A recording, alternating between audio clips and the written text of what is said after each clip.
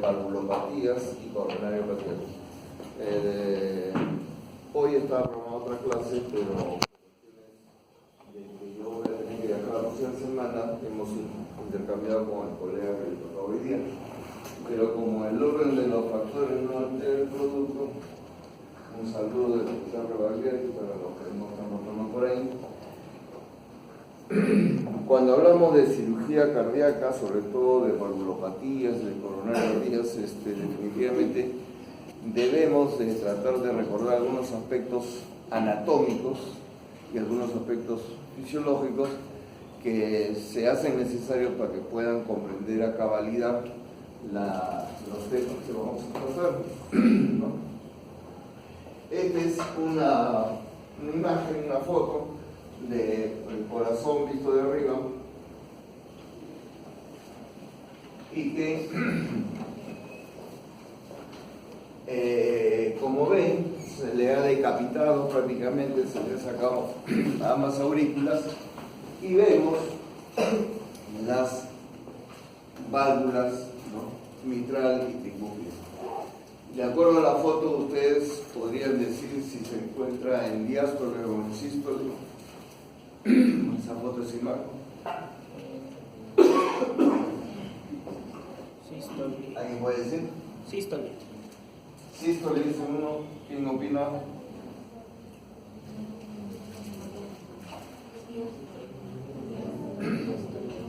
Bueno, ¿no opinan? O sea que el resto piensa diferente o piensa igual, no sé. Pero como verán, este es diástole, donde las válvulas auriculoventriculares, o sea, mitral y tricúspide, no están abiertas, permitiendo el paso de la sangre de las aurículas a los ventrículos. Cuando hablamos de sístole y diástole, siempre nos referimos a los ventrículos. Las aurículas también tienen su propia sístole auricular y su diástole.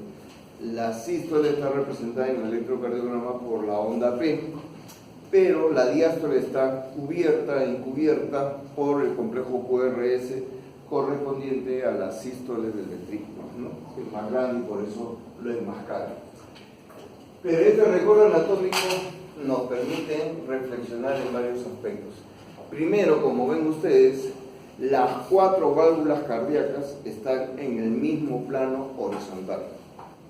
¿Ya? No es que están ni más arriba ni más abajo, todas en el mismo plano horizontal, lo cual está dado así porque ese plano horizontal, ¿no?, unido con el plano perpendicular dado por los septos interauriculares e interventriculares, constituyen lo que se denomina la cruz del corazón.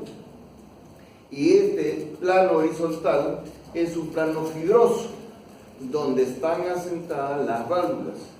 El conjunto de válvula, anillo valvular y tabique horizontal es lo que le da cierta consistencia, arquitectura al corazón, permitiendo que el corazón tenga la anatomía que tiene.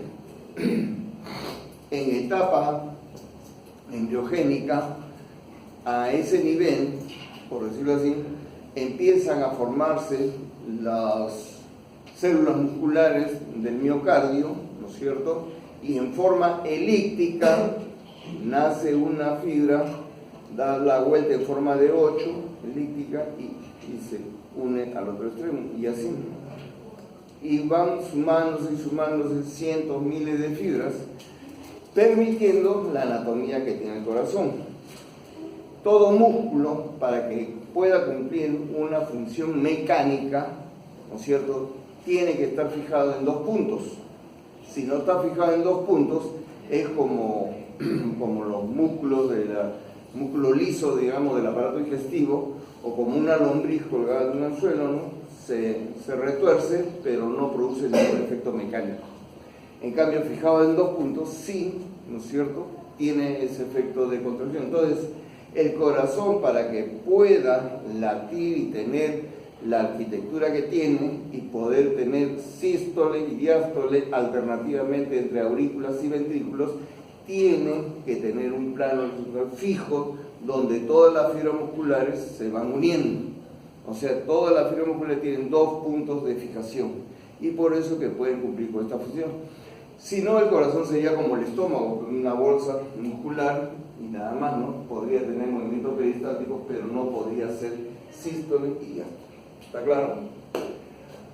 Otro aspecto a reflexionar de la lámina es la proximidad que hay entre todas las válvulas, sobre todo en este triángulo constituido por la válvula mitral, tricúspide y válvula aórtica. Como ven, están pegaditas. Cuando nosotros tenemos que hacer una plastilla o reemplazo de la válvula mitral, tricúspide o de la válvula aórtica, debemos de respetar sus límites y solamente tocar el anillo valvular que es fibroso, donde pueden asentar bien los puntos para darle consistencia y no comprometer lo que está más al fondo. Cuando nosotros abrimos la aurícula para reemplazar, por decirle la aurícula izquierda para reemplazar la válvula mitral, no la abrimos así como se ve en la lámina, hacemos un cortecito y tenemos una rendija por donde vemos y tratamos de jalar la válvula y de ahí. O sea que en profundidad, cuando damos un punto, podemos, si no tenemos cierta cautela, agarrar más de lo necesario. Entonces, un punto que comprometa acá más carne puede retraer este velo de la válvula tricúspide y quedar una insuficiencia tricuspidia. Entonces, le reparas la válvula mitral, se le corriges un problema, pero le estás dejando otro problema, que es la insuficiencia de la válvula tricúspide, que cuando se sale extracorpórea puede no tener mucha repercusión hemodinámica, pero si el mismo efecto se da a nivel de la válvula aórtica, le vamos a dejar una insuficiencia aórtica y esa sí le va a producir repercusión hemodinámica en la salida de extracorpórea, cuando el corazón está reiniciando la función cardíaca. Una insuficiencia aórtica le puede llevar a una insuficiencia del ventrículo izquierdo en forma aguda, ¿cierto? Y más aún, si en esta zona, ¿no?, agarramos mucha carne, como ven, lo que tenemos acá es la salida, el discurrir de la coronaria izquierda que está saliendo acá y que se divide en una arteria circunfleja y la descendente anterior. Entonces, en esta zona, si agarramos mucha carne, podemos estrangular la coronaria circunfleja y vamos a dejar todo un territorio del ventrículo izquierdo sin irrigación. Entonces, como el corazón está parado, no nos damos cuenta y hasta que terminamos de hacer el cambio de la válvula, cerrar la aurícula, soltamos el clac, el corazón vuelve a latir y teóricamente esperaríamos que el ventrículo izquierdo asuma su función y dé una buena presión, una buena contracción, pero como va a estar totalmente estrangulada la coronaria, se ha producido un infarto de toda la cara látero-posterior del ventrículo izquierdo y obviamente ese ventrículo no va a latir con nada. Y por más drogas que le metamos no va a conseguir que lata y al final el paciente va a morir. Entonces, como ven, un error quirúrgico puede llevarte a una insuficiencia mitral, a una insuficiencia aórtica o a un infarto del miocardio, que es fatal en este caso por la extensión del territorio comprometido. ¿Está claro? Por eso que hay que tener bien presente, bien grabado esta parte de la anatomía.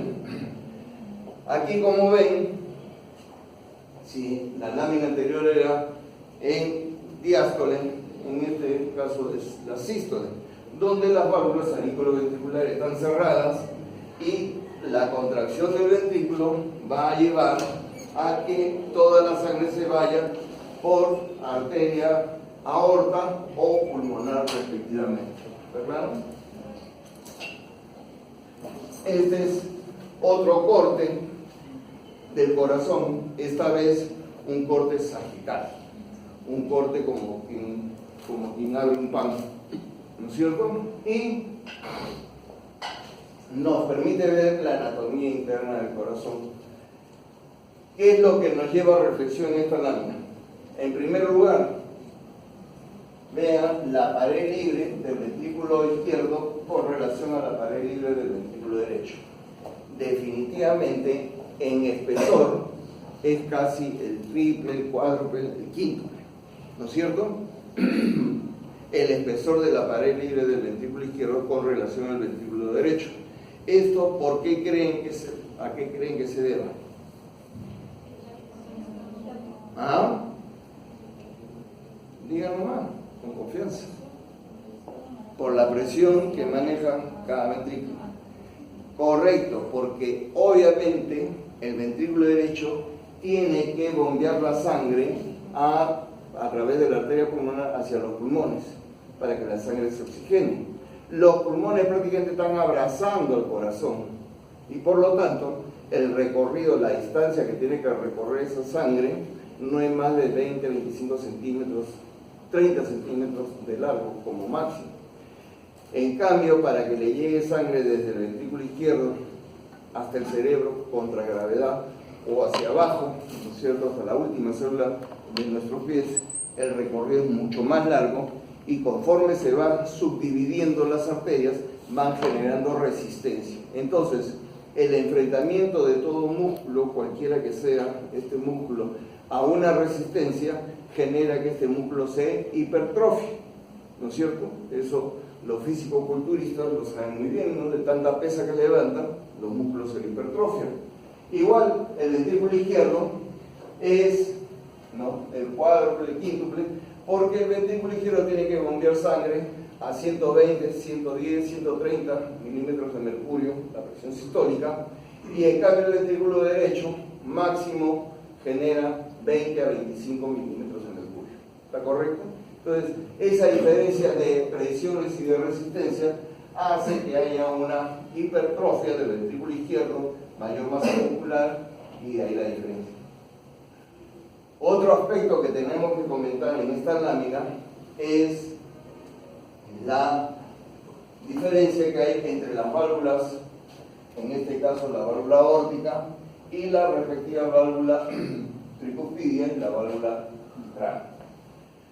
La válvula aórtica y pulmonar son válvulas denominadas pasivas. En la anatomía ustedes recuerdan que parecen nidos de paloma, ¿no es cierto? Y esos nidos de paloma están en esta posición pasiva. Cuando se produce la sístole ventricular, la sangre empuja las válvulas, los velos hacia arriba y toda la sangre pasa. Como las arterias tienen capas musculares, estas se dilatan y luego que pasa el chorro principal de sangre a buena presión, se contraen y parte de la sangre que está yendo hacia adelante se regresa. Y al regresarse, la propia sangre empuja los velos y los cierra. Por lo tanto, son válvulas pasivas. Se abren porque la sangre la empuja y se cierran porque la sangre la empuja. No hay ningún músculo ni nada que las traccione, ni que las levante, ni que las baje. Suben y bajan, ¿no?, simplemente por efecto de la misma sangre. En cambio, vean ustedes, la válvula tricuspidia y la válvula mitral tienen velos, tienen cuerdas tendíneas, tienen músculos papilares que tiemblan esas cuerdas tendíneas y que le dan una arquitectura diferente y por eso se denominan aparatos valvulares y su funcionamiento también es diferente. Cuando el ventrículo se está llenando durante la diástole, ¿no es cierto?, y ya está por llenarse completamente, se produce una contracción isovolumétrica de los músculos del ventrículo y de las cuerdas, ¿cómo se llama?, de los músculos papilares, y estos tiemblan las cuerdas tendíneas. Como estas están entrecruzadas, al templarse hacen esto, o sea, jalan y cierran la válvula respectiva. Y cuando ya se produce la sístole definitiva, encuentra las válvulas mitral y tricuspidia cerradas y no queda otra válvula de salida que la válvula aórtica y pulmonar. ¿Correcto? Entonces, esto no es que se abre y se cierra sola. Esto es por contracción de los músculos papilares que tiemblan las cuerdas tendinas y con eso se cierran las válvulas, y luego cuando se relaja el músculo, estas válvulas no recuperan su posición de cerrada y así repitiendo. ¿Está claro? Entonces son aparatos valvulares, y por eso que cuando un cirujano quiere arreglar, corregir, reparar una válvula mitral, que es la más común, este arreglo lo tiene que hacer con un corazón parado, en diástole, donde los músculos están relajados, y al tanteo le va pulsando, ¿no?, cuando tiemblan las cuerdas tendinas, los músculos papilares, y ahí le pone puntitos, qué sé yo, para corregir o para cerrar el anillo. Pero como comprenderán, no va a estar 100% seguro de si ese arreglo ha sido eficiente hasta que el corazón empieza a latir y se le puede hacer una ecocardiografía al corazón para ver cómo funcionan esas válvulas. Entonces, hay que tener mucha experiencia para hacer una plastía de la válvula mitral.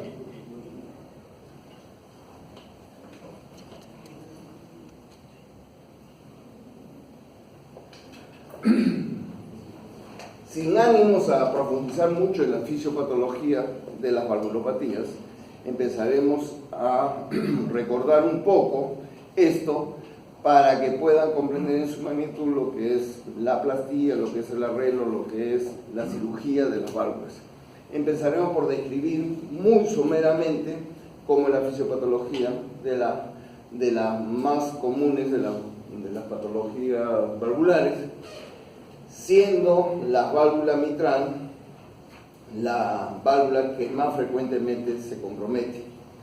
Las valvulopatías adquiridas se refieren a las adquiridas por consecuencia de la fiebre reumática, o sea, la patología se adquiere por el compromiso de la fiebre reumática, y esa inflamación que se produce en la niñez, ¿no es cierto?, por efecto de la fiebre reumática, va a producir en un promedio de 15 a 20 años las consecuencias que nosotros vamos a observar en los adultos jóvenes.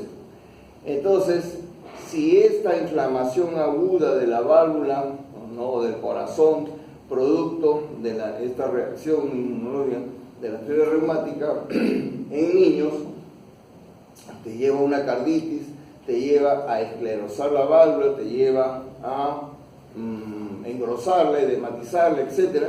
Y con los años esto se va a traducir en que la válvula o se hace insuficiente porque se abre el anillo o porque se fragmentan las cuerdas, o te lleva a una estenosis, ¿no es cierto?, que es lo que vemos nosotros.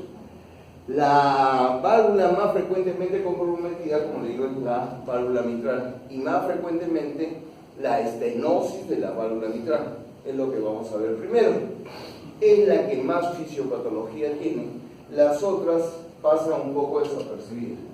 Entonces, si desde la niñez empieza a inflamarse la válvula mitral y poco a poco se va cerrando, llevando a una estenosis de la misma, la válvula, su área, ¿no?, efectiva, abierta la válvula, es de aproximadamente 3 centímetros cuadrados. Cuando esta área se reduce a 1 centímetro o menos, entonces empiezan los síntomas. Y el síntoma principal en la estenosis de la válvula mitral es la disnea. Y esto se produce porque al estar cerrada la válvula mitral, ¿no es cierto?, genera una resistencia al paso de la sangre, y por tanto las paredes de la aurícula izquierda deben de hipertrofiarse, engrosarse, para aumentar su fuerza y vencer esa resistencia que le está haciendo la válvula cerrada. Entonces, cada día que la válvula se va cerrando en área, la aurícula, la pared de la aurícula, el músculo auricular, empieza a aumentar su fuerza para vencer en la sístole auricular esa resistencia. Y obviamente se engresa, se hipertrofia, generando una un aumento de la presión intraauricular primero y después un aumento de la presión venosa, ¿no es cierto?, de las venas pulmonares y del capilar venoso pulmonar y del capilar arterial pulmonar. Entonces lleva a una congestión en el intersticio de los alvéolos y finalmente en los propios alvéolos por trasudado. Y todo esto hace que se congestionen los pulmones. Como todo el día estamos normalmente con el tórax en posición vertical, ¿cierto?, conforme se va congestionando de abajo hacia arriba, vamos sintiendo la línea en función directa del esfuerzo que pretendamos hacer. O sea, si estamos caminando a paso ligero, no es lo mismo tener los dos pulmones limpios a tener congestión. Si esta congestión es más de la mitad, a corta distancia nos vamos a sentir cansados o vamos a estar en disnea. Y si venimos con pesos, entonces la línea que empieza siendo a grandes esfuerzos cada vez se va acentuando más a medianos, a pequeños esfuerzos. Y esa misma línea, ¿cierto?, en las noches, cuando ya la persona se acuesta y se pone en posición horizontal, obviamente los líquidos se redistribuyen y obviamente siente que se ahoga. Entonces, instintivamente, la persona empieza a dormir con almohadones en posición semisentada y a esto se denomina ortopnea, ¿no es cierto?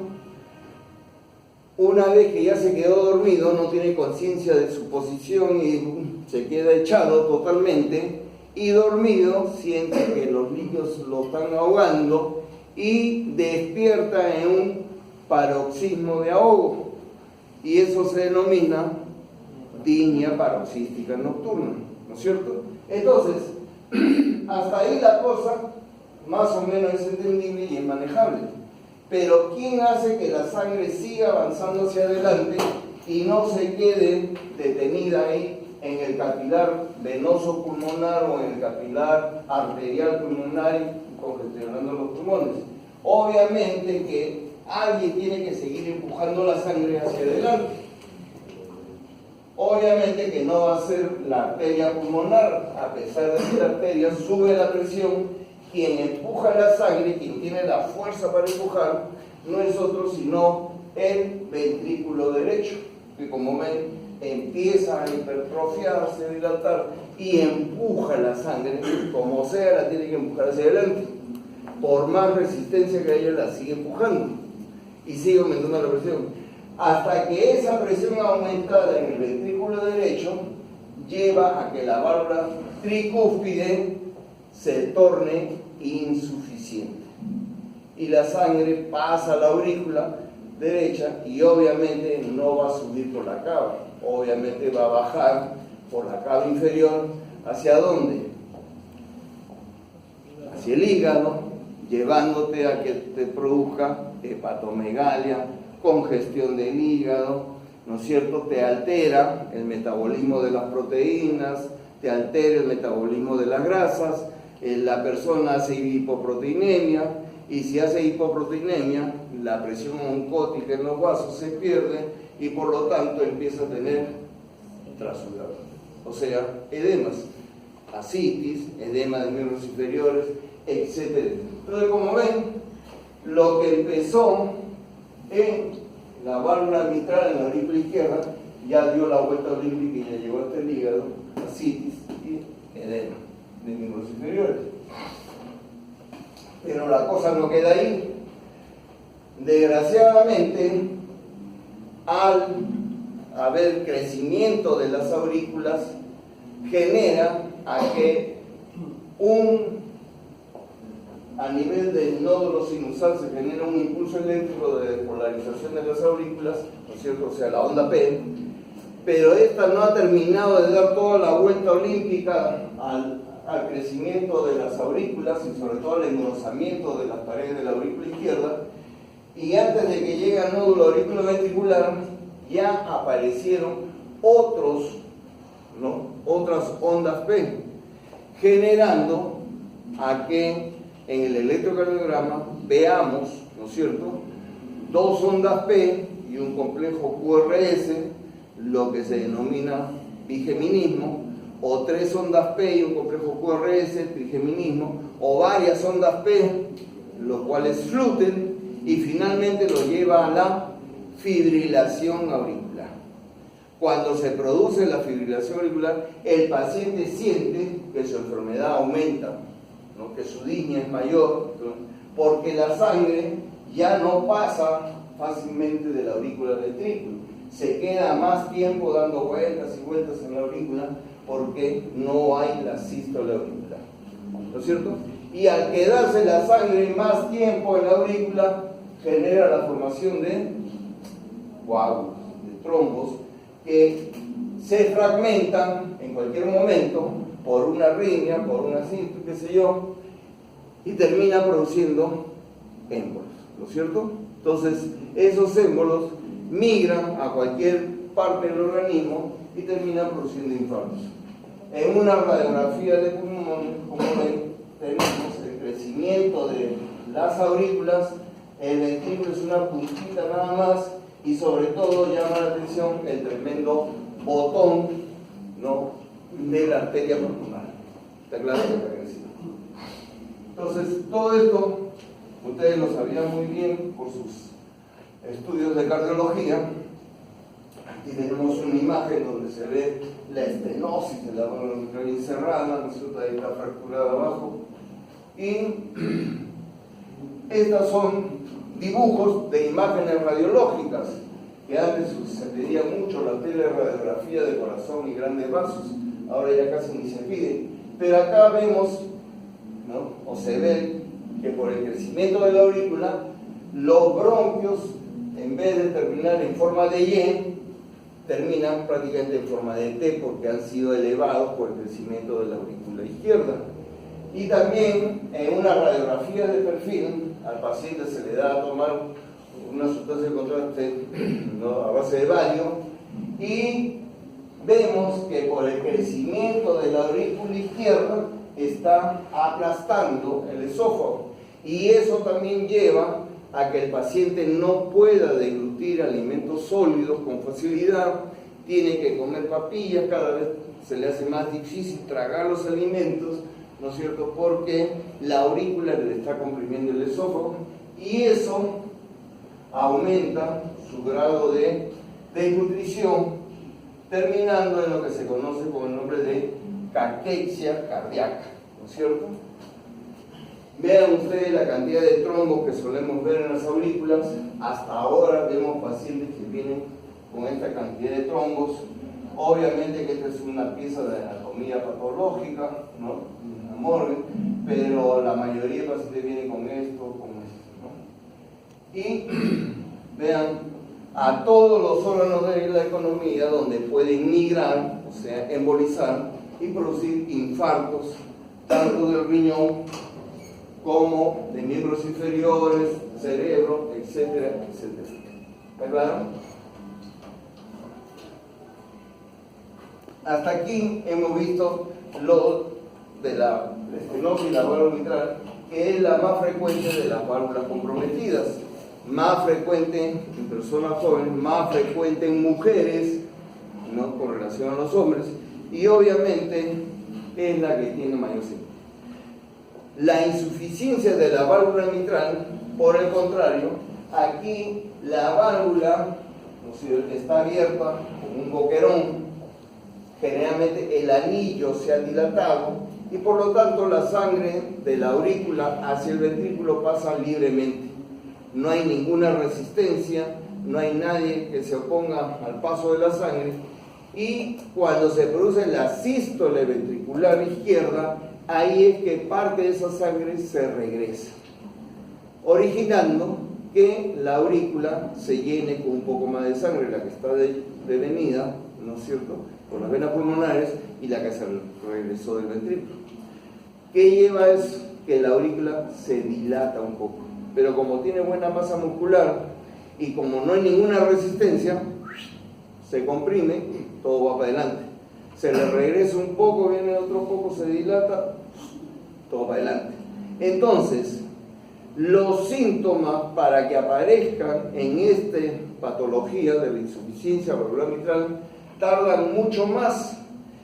Cuando ya la aurícula izquierda llega a tal punto de dilatación que ya no da para más, recién ahí empiezan los síntomas de la disnea. Entonces es una patología que muchas veces son hallazgos.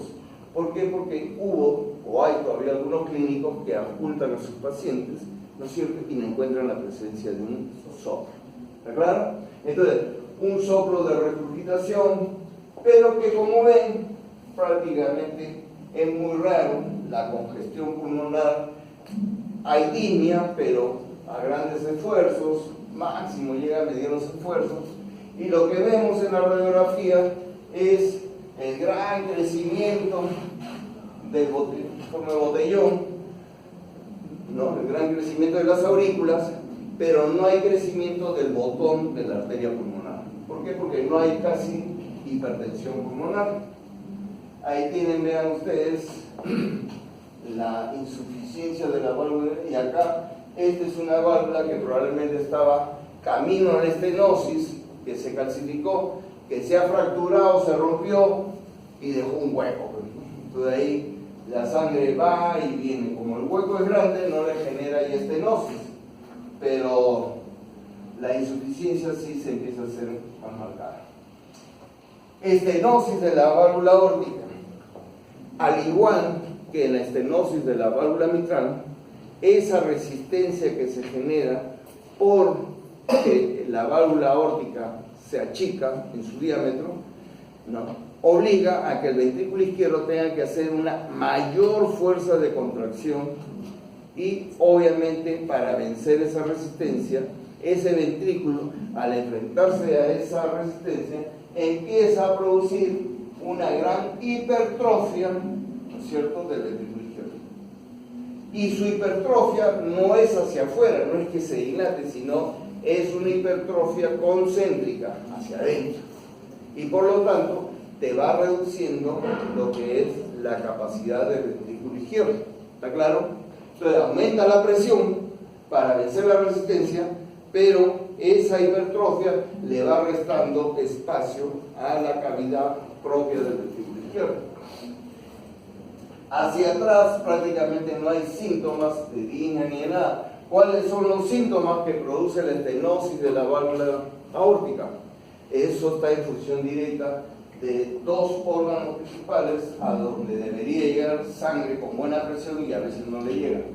Uno es al propio ventrículo. Es tanta la hipertrofia que en ciertos momentos que la persona hace un pequeño esfuerzo y que el ventrículo debe contraerse más rápido y con más fuerza, ¿no es cierto?, requiere ese ventrículo más aporte de sangre, pero como ya está el ventrículo dando su máximo esfuerzo, las coronarias relativamente quedan insuficientes para tanta masa muscular. Entonces, no tiene aterosclerosis, sin embargo, se comporta como una insuficiencia coronaria y produce angina. ¿Está claro? Porque es mucha masa muscular, ¿no es cierto?, y ya las coronarias no dan para abajo. Y el otro efecto lo produce en el cerebro. El cerebro es un órgano que no tolera las bajas de flujo cerebral. Entonces, un cerebro, cuando una persona se agacha y se incorpora, ese pasaje a la verticalidad, o si está echado y se para, obliga que en forma refleja el ventrículo tenga que hacer un poquito más de esfuerzo para que se mantenga el flujo constante en el cerebro. ¿Está claro? En cambio, en el paciente con estenosis de la válvula aórtica, obviamente, ya ese ventrículo está dando su máximo de esfuerzo, la persona se agacha a recogerlo, se para y ya no tiene arresto para que le suba más la presión. Y la persona, en ese momento, le baja el flujo de sangre y como si lo desenchufaran, la persona ¡brum!, se desmaya. ¿Eso cómo se llama?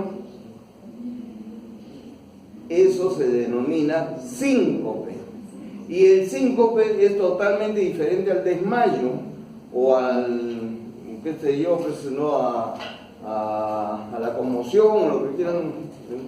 En el síncope, la persona, sin previo aviso, sin nada, pasa que se paró, ¡blum!, se vuelve. Rápido reacciona porque ya está horizontal, se equilibran los flujos, inmediatamente reacciona, ¿no? Pero ya se cayó. ¿Ya? O la persona que, por decirle, está echado, se pone de pie y de pronto ¡pum!, se vuelve. Porque el cerebro no tolera, ¿no es cierto?, desbalances en el flujo cerebral. Entonces, es diferente del desmayo, donde hay un aura, o cuando hay un desmayo convulsivo, estas cosas, no hay nada, ¿no? Simplemente está perfecto, está bien, de pronto ¡brum! ¿Por qué? Porque se incorporó muy deprisa.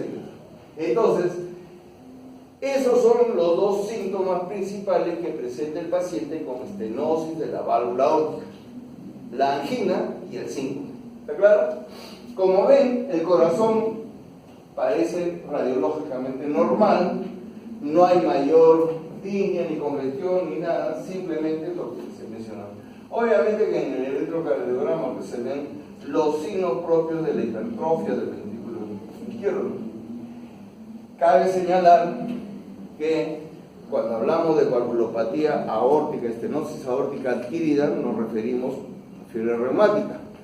Pero la estenosis aórtica también se presenta en los recién nacidos en forma congénita, porque está cerrado, no se abrió adecuadamente los velos de la válvula y le produce estenosis, como también en los ancianos, pero por cuestión degenerativa. Entonces, un niño generalmente puede nacer con una válvula donde estén fusionados los velos o donde están las comisuras pegadas, dejando un pequeño orificio, y se comporta como una estenosis. Generalmente las valvulopatías degenerativas en los viejos las vemos así, llenas de calcio que compromete hasta el anillo y todo lo demás. Cabe señalar que la sintomatología es la misma. Los niños presentan síncope y los niños presentan angina. Y esos niños instintivamente, cuando cada vez que juegan, se agitan un poco, sienten el dolor al pecho, ¿no? Instintivamente buscan de retraerse, de no participar de esos juegos violentos, son los niños que más les gustaban la lectura, ver televisión, ¿no? Y que ahora, bueno, ya con los videojuegos y todas estas cosas ya no se sabe realmente cómo diferenciar a estos niños, porque todos se comportan igual, ¿no? Entonces, y también presentan síncope, sino que muchas veces son confundidos como si fuesen ictus convulsivos, y los manejan como si fuese una convulsión, un tipo de convulsión, y a veces es un problema de estenosis valvular aórtica, ¿no? La insuficiencia, y con esto terminamos todo, que son las dos válvulas y con las 4 patologías más frecuentes. La insuficiencia de la válvula aórtica es totalmente bien tolerada, ¿no? Parte de la sangre que va por la aorta se regresa al ventrículo y el ventrículo simplemente se contrae y lo lanza hacia adelante. Entonces, no produce mayor síntoma, ni siquiera crecimiento, un ligero abombamiento o redondez del corazón en la radiografía, nada más. Por lo general es un hallazgo clínico por la presencia del soplo, nada más, ¿ya? Y esta es una insuficiencia bastante marcada, por supuesto, y las valvulopatías, sobre todo las adquiridas, no vienen solas. Generalmente una carditis reumática puede comprometer inicialmente la válvula mitral, pero con el tiempo comprometer la válvula aórtica o terminar produciendo una insuficiencia tricuspidia. Y esta es una trilogía que solemos ver: estenosis de la válvula mitral, insuficiencia de la válvula aórtica e insuficiencia tricuspidia. Obviamente que la estrategia quirúrgica involucra en el mismo acto operatorio cambiar las 3 válvulas o corregir las 3 valvulopatías, como lo vamos a ver luego. Todas estas valvulopatías, sobre todo la estenosis de la válvula mitral, en nuestro medio se conocen hasta ahora, es relativamente frecuente, ha disminuido un poco la incidencia, pero todavía solemos verla En los siglos anteriores, siglo XIX, siglo XX, a inicio del siglo XX, en Europa, las pandemias, las infecciones y las guerras y todo esto llevaban a que hubiese muchas infecciones. Como no se conocía nada de lo que era sanidad, ¿no? Definitivamente, en tiempos de paz, los pacientes, ¿no?, se presentaban con estenosis de la mano, sobre todo mujeres, ¿no?, todas caquéticas ellas, ¿no?, con tremenda citis, edema y con un corazón.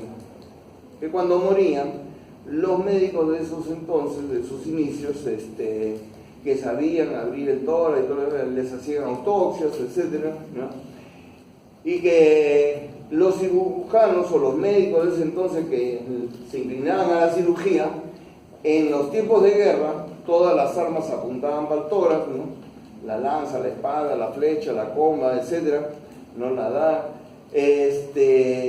A los oficiales en los hospitales de campaña, si venía uno que le había caído un bombazo y le había hundido todas las costillas, obviamente le abrían el tórax para tratar de enderezarlas, etcétera, ¿no?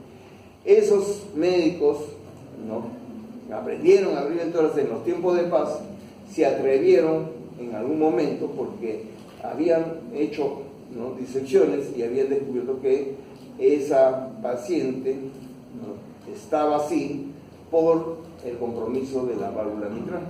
Entonces, no se sabe quién, en algún momento dado de la historia, se atrevió a operar a una de estas pacientes con estenosis de la válvula mitral, prácticamente en clase funcional 4, en estado premortem, y le abre el tórax por toracotomía izquierda, y al hacer la toracotomía posterolateral izquierda, ¿no?, se baja el pulmón y lo que tenemos es la cara lateral del corazón. Se abre el pericardio y se le ocurrió la brillante idea de hacer unos puntos de jareta en la base de la orejuela izquierda, se corta la cresta, sale el chorro de sangre con los trombos que pudiesen estar por ahí dando vueltas sueltos, mete el dedo y con su dedo realiza la primera comisurotomía mitral. Lo abre con su dedo, saca el dedo, el ayudante ajusta el nudo, cierran el tórax y para sorpresa de todo el mundo, la paciente de clase funcional 4, premortem, empieza a mejorar y pasa a clase funcional 3, clase funcional 2, porque la válvula lo único que tenía que estar cerrada, al abrirla recupera su funcionalidad y ya todos los líquidos van yendo hacia adelante y nada se le regresa al pulmón y por lo tanto de clase funcional 4 pasa a clase funcional 2 o 1. Lo cual para estos pacientes que estaban prácticamente en estado de agonía significa volver a nacer. Y como vieron que el resultado fue bueno, empieza la difusión de la técnica. Esto simplemente es la comisurotomía mitral transauricular digital, con el dedo, ¿no? Años posteriores, difundida la técnica, hubieron algunos cirujanos que por más que metían el dedo se les quebraba la uña y no se rompía, no se abría la válvula, ¿no? Entonces, en Italia aparece el doctor Dogliotti, quien diseña un anillo que le suelda unos espolones como aletas de pescado, como sierrita, y que amarrado en el espejo de dedo, ¿no?, hacia la muñeca, mete el dedo con el anillo y ese anillo corta, serrucha la comisura. Y eso pasó a ser la comisurotomía mitral transauricular digital con anillo de Dogliotti. La cosa fue mejorando y ya en pleno siglo XX, ¿no?, a mediados por los 40, por ahí, en el Instituto Karolinska en Bélgica, el doctor Tax diseña este aparatejo que, como ven, metido por la punta del ventrículo, en el ventrículo izquierdo, lo que está casi en la punta, tiene una consistencia bien blanda.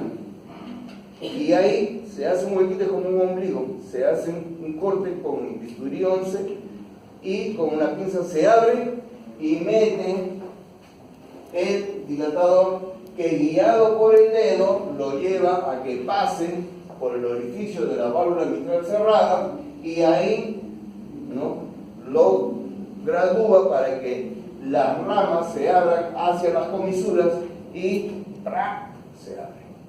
Con lo cual hace la comisurotomía mitral transventricular con el dilatador de TANZ, y así se llama. Entonces, toda esta cirugía revoluciona la cirugía cardíaca en eso entonces, que todavía no existía la extracorpórea, y ha permitido salvar innumerable cantidad de vidas. Esta técnica se ha usado en nuestro país, en el Hospital Rebagliati, hasta los años 90, ¿no es cierto? 90 y pico. Ya en los 90, mejor dicho, a partir de los 50 para adelante, empieza lo que es la máquina de circulación extracorpórea, y ya en los años 70, 80, ya prácticamente en todos los servicios del mundo se hacía cirugía cardíaca, y por visión directa se hace la plastilla o el arreglo de las válvulas. Entonces ya esta técnica cae en desuso, ya no se usa en ninguna parte del mundo, todo el mundo opera con el corazón parado y puesto en circulación extracorpórea. Entonces vamos a hablar ahora de cómo es la puesta de circulación extracorpórea.